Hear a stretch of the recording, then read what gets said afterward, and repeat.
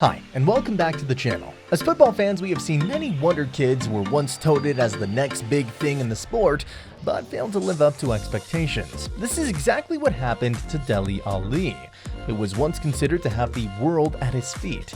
He had a phenomenal start to his career, winning the PFA Young Player of the Year award at the end of his debut season in the Premier League. He was even selected to represent England at the tender age of 19, which was a testament to his incredible talent. However, at the age of 26, his career has hit a plateau, and there are concerns that it may come to an abrupt end. Considering the enormous potential he once displayed, this is certainly a sad sight. So, what went wrong?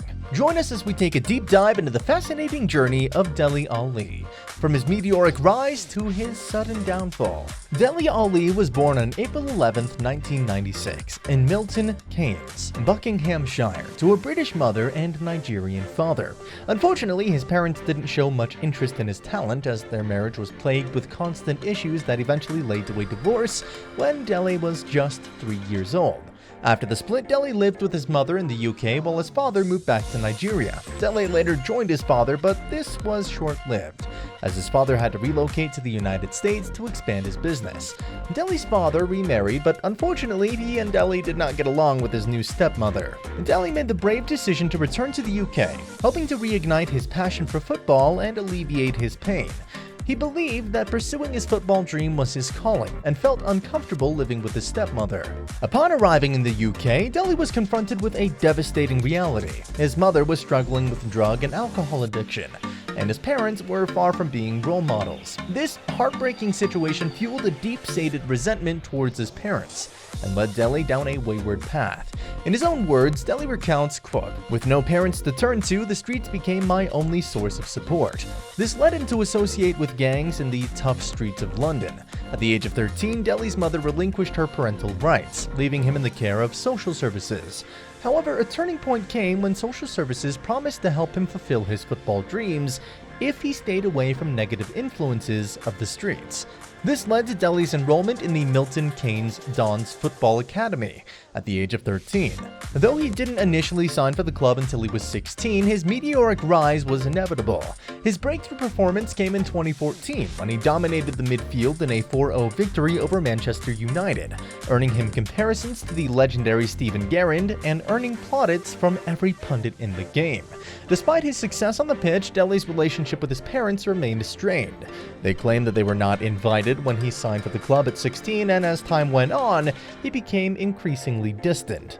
Dele Alli's arrival at Tottenham Hotspur in 2015 was met with a great deal of anticipation. It wasn't long before the midfielder made his mark at the club. He netted a crucial goal in only his second appearance, helping Spurs secure a 1-1 draw with Leicester City at the King Power Stadium. This was just the beginning of his contribution to Mauricio Pochettino's team, as he played an important role in their push for the Premier League title that season. Although Tottenham ultimately fell short in their bid for glory, Alli's 10 goals and 11 assists in his first year in the top flight were certainly impressive. He quickly became a fan favorite at White Hart Lane, with supporters enamored by his youthful exuberance and technical ability on the pitch. From the moment Dele Alli set foot on the football field, it was clear that he was destined for greatness. His touch, his style, and his unique flair set him apart from his peers, but it was his mental fortitude that truly separated him from the pack. He had a raw, unyielding tenacity that, simply put, could not be taught, making him a force to be reckoned with. Everyone knew that Dele was a star in the making, and the only question was whether he would lead Tottenham to glory or take his talents elsewhere. One of the things that made Dele so special was his unwavering confidence, which was on full display from the beginning. Perhaps no moment encapsulates this better than his incredible strike against Crystal Palace, where he received a pass from Eriksen, flicked it over a defender, and then volleyed it to the side netting. It was a goal that made the entire footballing world sit up and notice, and it instantly propelled Dele to fame and fortune. His reputation within the game soared, and everyone knew that this was a player who was destined for greatness. Dele Alli's rise to stardom was nothing short of spectacular, with his second season in Tottenham Hotspur's squad proving to be just as explosive as his debut. He found the back of the net 22 times in the following campaign, winning the Young Player of the Year award once again. Even his manager, Pochettino believed he could surpass the talents of Brazilian superstar Neymar. However, since then his performances have been inconsistent, which became a growing concern during the 2017-18 season. Despite this, Dele still managed to impress on the international stage during the 2018 World Cup in Russia, with his standout moment being his goal in the quarter-final against Sweden. Dele's dip in form was evident at his club, and even though Jose Mourinho tried to turn things around, it didn't seem to work. The Portuguese coach even had a direct conversation with Dele, captured in Amazon's All or Nothing documentary, where he pointed out the inconsistency in the midfielder's performance. He warned Dele that the difference between a top player and one with great potential is maintaining consistency, and that he would regret it if he didn't reach his full potential. Mourinho's words were intended to be a wake-up call, but instead they proved to be prophetic. Dele's playing time continued to decrease and his star power dwindled along with it. For a manager like Mourinho, who values commitment and desire, Dele's future in the team was always going to be uncertain. But few could have predicted such a dramatic fall from grace.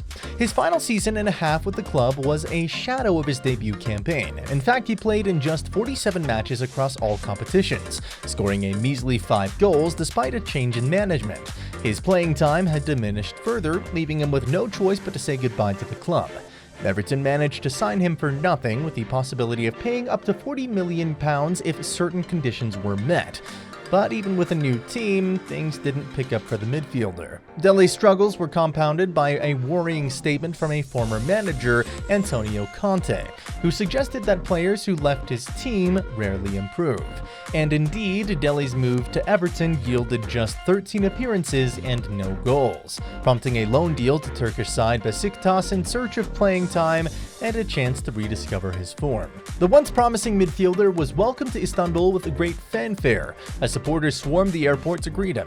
He started off well with Besiktas, scoring in 2 of his first 3 appearances, but things went downhill quickly. Since the end of October, Dele has only started 3 league games and has been left out of the squad entirely for the last 3 matches. Besiktas manager Şenol Güneş even went so far as to say that Dele did not deserve to play, a statement which the player himself agreed with. Although Dele claimed he would return to training as soon as possible, it seems his time with the Turkish side and Everton is coming to an end. Toffee's boss, Sean Dyche, will decide Dele's future at Goodison Park once he returns from Besiktas. But it appears that the former rising star of English football may have to settle for playing any type of football next season. Dele Alli's career trajectory has left many scratching their heads, wondering what went wrong. Some suggest that his mentality may have been the culprit. The once confident player now lacks the spark that made him so special. His tricks and flicks have vanished and he no longer attacks the ball with the same gusto. Injuries, particularly recurring hamstring issues, have undoubtedly taken their toll, leaving him lacking in sharpness and purpose on the field.